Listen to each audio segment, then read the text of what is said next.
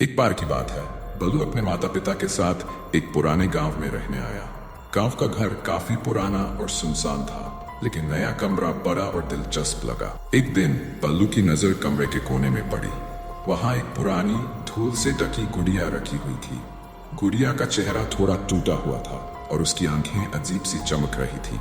बल्लू को लगा कि ये बस एक पुराना खिलौना है, शायद किसी बच्चे का खिलौना होगा। उसने खुद से कहा और गुड़िया को उठाने की कोशिश की, लेकिन जैसे ही उसने गुड़िया को उठाया, उसकी आंखों की चमक और भी तेज हो गई।